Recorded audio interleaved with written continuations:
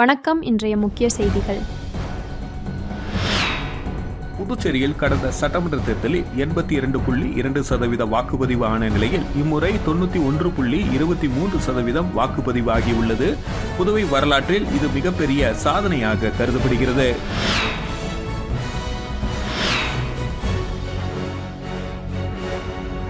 புதுச்சேரியில் வாக்குப்பதிவை வீடியோ எடுத்து வெளியிட்ட தாவேகாவினர் மீது தேர்தல் ஆணையம் நடவடிக்கை எடுத்து வருகிறது.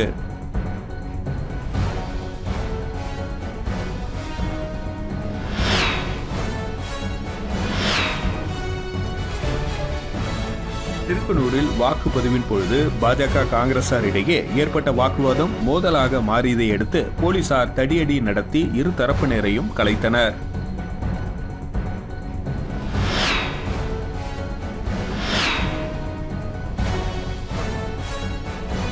பாகூர் பகுதியில் வாக்காளர்களுக்கு என்ஆர் காங்கிரஸ் கட்சியினர் டோக்கன் விநியோகித்தவர்களை திமுகவினர் விரட்டி பிடிக்க முயன்றதால் பரபரப்பு நிலவியது.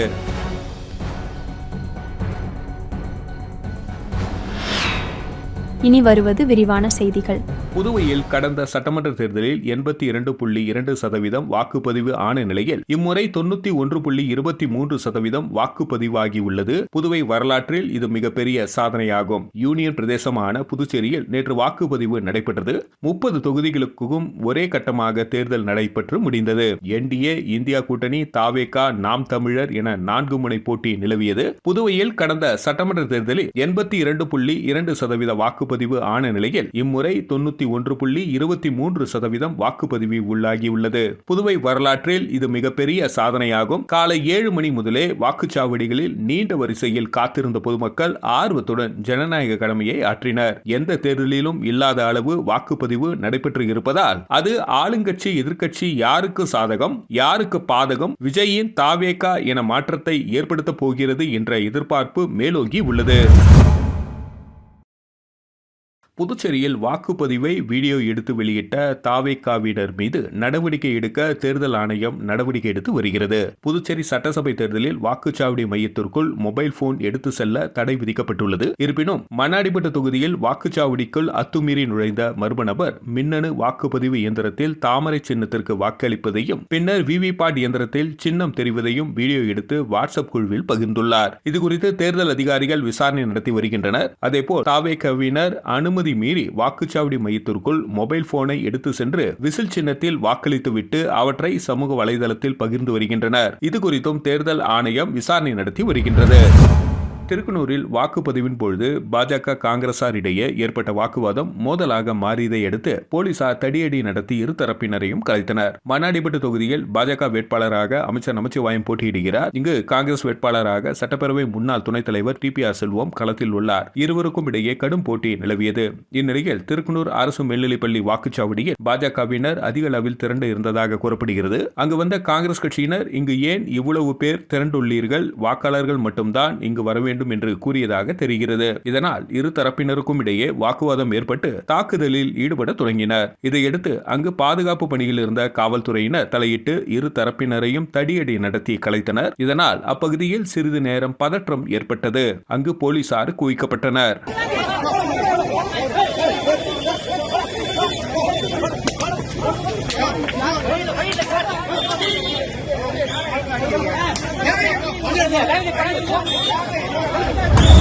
பாகூர் பகுதியில் வாக்காளர்களுக்கு என்ஆர் காங்கிரஸ் கட்சியினர் டோக்கன் விநியோகித்தவர்களை திமுகவினர் விரட்டி பிடிக்க முயன்றதால் பரபரப்பு நிலவியது. புதுச்சேரியில் உள்ள 30 தொகுதிகளுக்கும் நேற்று சட்டமன்ற தேர்தலை முன்னிட்டு வாக்குப்பதிவு நடைபெற்றது. அப்பொழுது பாகூர் பகுதியில் வாக்காளர்களுக்கு என்ஆர் காங்கிரஸ் கட்சியினர் மளிகை பொருட்களுக்கான டோக்கன் விநியோகம் செய்து வருவதாக தகவல் வெளியானது. இதையடுத்து அந்த பகுதியை சேர்ந்த திமுக வேட்பாளரின் ஆதரவாளர்கள் டோக்கன் விநியோகித்தவர்களை விரட்டி பிடிக்க முயன்றுள்ளனர். அப்பொழுது அவற்றை வீதிகளில் வீசி எறிந்துவிட்டு தப்பியோடியுள்ளனர். இதனால் திமுக மற்றும் என்ஆர் காங்கிரஸ் தொண்டர்களிடையே ஏற்பட்ட வாக்குவாதம் கைகலப்பானதால் அந்த பகுதியில் பரபரப்பு நிலவியது. இதையடுத்து பாகூர் போலீசார் விரைந்து வந்து டோக்கனை கைப்பற்றி விசாரணை நடத்திய பிறகு என்ஆர் காங்கிரஸ் வேட்பாளருக்கு ஆதரவாக கொடுக்கப்பட்டது தெரியவந்தது. தொடர்ந்து பாகூர் போலீசார் விசாரணையில் ஈடுபட்டு வருகின்றனர்.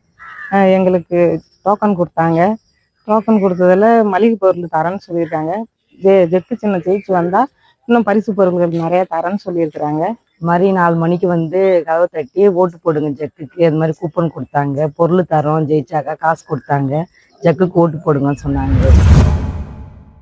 புதுச்சேரி சட்டசபை தேர்தலில் பணியாற்றிய அரசு ஊழியர்களுக்கு விடுமுறை அறிவிக்கப்பட்டுள்ளது. இதுகுறித்து பணியாளர் மற்றும் நிர்வாக சீர்திருத்தத்துறை அரசு துணை செயலர் முருகேசன் வெளியிட்டுள்ள செய்திக்குறிப்பில், புதுச்சேரி சட்டசபை தேர்தல் 9ஆம் தேதி தேர்தல் பணியிலும் வருகின்ற மே 4ஆம் தேதி ஓட்டு எண்ணிக்கை பணியிலும் ஈடுபடும் அரசு ஊழியர்கள் தேர்தல் நாளுக்கு அடுத்த நாளான 10ஆம் தேதியும் ஓட்டு எண்ணிக்கை நாளுக்கு அடுத்த நாளான 5ஆம் தேதியும் விடுமுறை எடுத்துக்கொள்ள அனுமதிக்கப்படுவார்கள் என தெரிவித்துக் கொள்ளப்படுகிறது. இவ்வாறு கூறப்பட்டுள்ளது.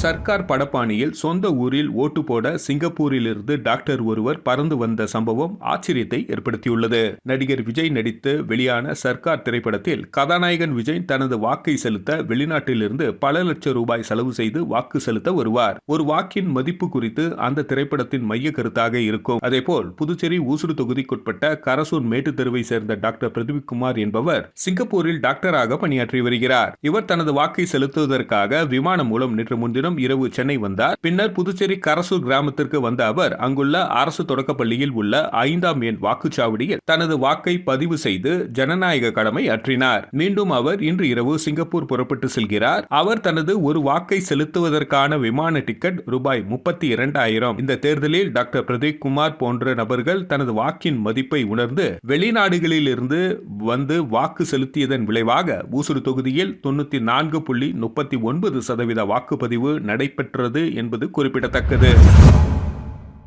வாக்குப்பதிவு முடிந்த பிறகு அனைத்து வாக்குச்சாவடிகளிலும் முகவர்கள் முன்னிலையில் வாக்குப்பதிவு இயந்திரங்களுக்கு சீல் வைக்கப்பட்டு பலத்த போலீஸ் பாதுகாப்புடன் லாஸ்பேட்டையில் உள்ள 3 வாக்கு எண்ணும் மையங்களுக்கு கொண்டு செல்லப்பட்டது. புதுவை, காரைக்கால், மாகி, ஏனாமில் மொத்தம் உள்ள 30 சட்டசபை தொகுதிகளுக்கு 1099 வாக்குச்சாவடிகள் அமைக்கப்பட்டிருந்தது. காலை 7 மணிக்கு வாக்குப்பதிவு தொடங்கியது. நகர மற்றும் கிராமப்புறங்களில் திருவிழா போல வாக்காளர்கள் திரண்டு வந்து வாக்கை செலுத்தினர். மாநிலம் முழுவதும் வாக்குச்சாவடிகளில் 89.87% வாக்குகள் பதிவானது. தபால் ஓட்டுகள் 1.36% சேர்த்தால் 91.23% புதுவையில் வாக்குப்பதிவு உயர்ந்தது. இந்த வாக்குப்பதிவு புதுவை தேர்தல் வரலாற்றில் புதிய சாதனையாக கருதப்படுகிறது. வாக்குப்பதிவு முடிந்த பிறகு அனைத்து வாக்குச்சாவடிகளிலும் முகவர்கள் முன்னிலையில் வாக்குப்பதிவு இயந்திரங்கள் சீல் வைக்கப்பட்டது. புதுவை வாக்குப்பதிவு இயந்திரங்கள் பலத்த போலீஸ் பாதுகாப்புடன் லாஸ்பேட்டையில் உள்ள 3 வாக்கு எண்ணும் மையங்களுக்கு கொண்டு செல்லப்பட்டது. காரைக்காலில் அரசு கலைக்கல்லூரியிலும், ஏனாமில் அரசு உயர்நிலைப்பள்ளியிலும், மாகியில் அரசு கல்லூரியிலும் உள்ள ஓட்டு எண்ணும் மையங்களுக்கு கொண்டு செல்லப்பட்டது. புதுச்சேரியில் நள்ளிரவு வரை வாக்குப்பதிவு இயந்திரங்களை கொண்டு செல்லும் பணி நடைபெற்றது. ஓட்டு எண்ணும் மையங்களில் 3 அடுக்கு பாதுகாப்பும் 24 மணி நேர சிசிடிவி கண்காணிப்பும் போடப்பட்டுள்ளது. உள்ளூர் போலீசாருடன் துணை ராணுவ படையினரும் பாதுகாப்பு பணியில் ஈடுபட்டுள்ளனர். வருகின்ற மே 4ஆம் தேதி வாக்கு எண்ணிக்கை நடைபெற உள்ளது.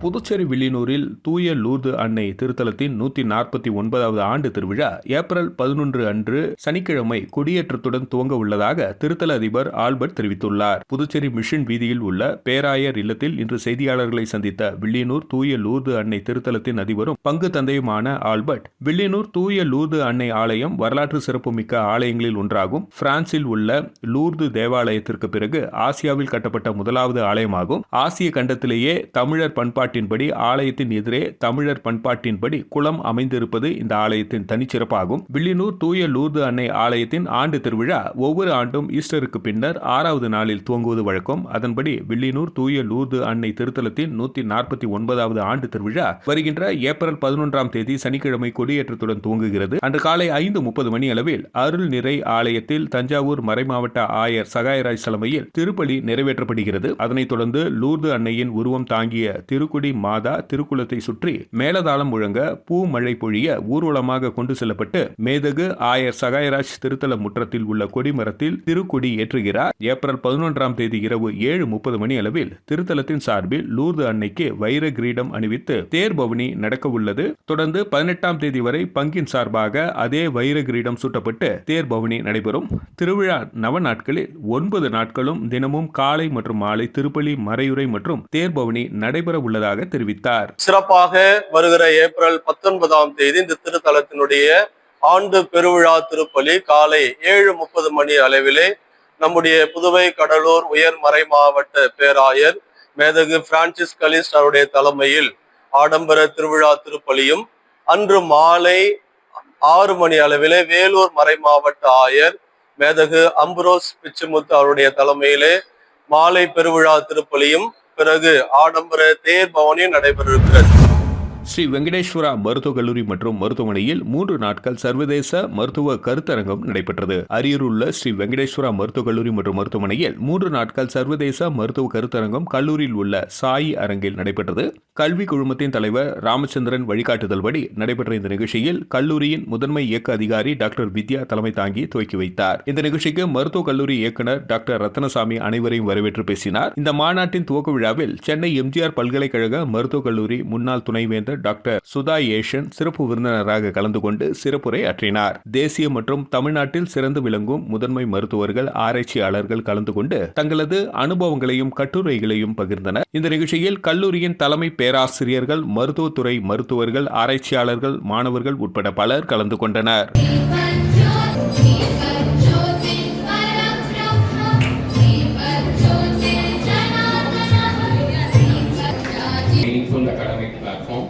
So a special note of welcome to them.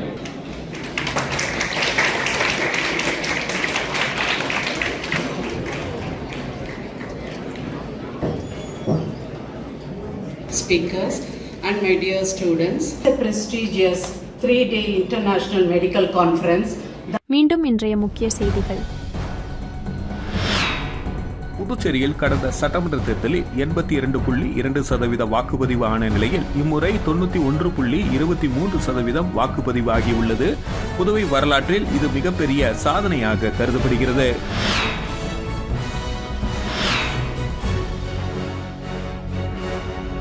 புதுச்சேரியில் வாக்குப்பதிவை வீடியோ எடுத்து வெளியிட்ட தாவேகாவினர் மீது தேர்தல் ஆணையம் நடவடிக்கை எடுத்து வருகிறது.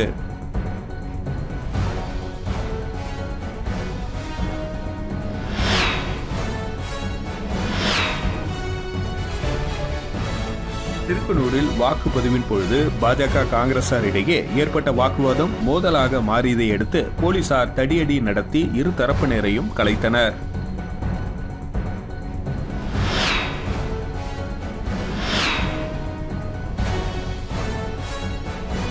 பாகூர் பகுதியில் வாக்காளர்களுக்கு என்ஆர் காங்கிரஸ் கட்சியினர் டோக்கன் விநியோகித்தவர்களை திமுகவினர் விரட்டி பிடிக்க முயன்றதால் பரபரப்பு நிலவியது.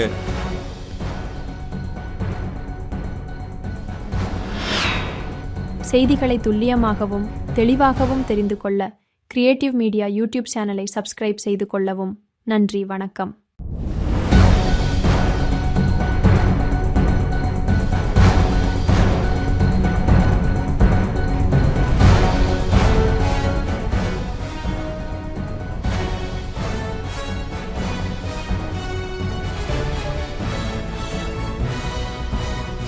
நம்ம சேனலை சப்ஸ்கிரைப் பண்ணுங்க, லைக் பண்ணுங்க, ஃப்ரெண்ட்ஸ்க்கும் ஷேர் பண்ணுங்க. தேங்க்யூ.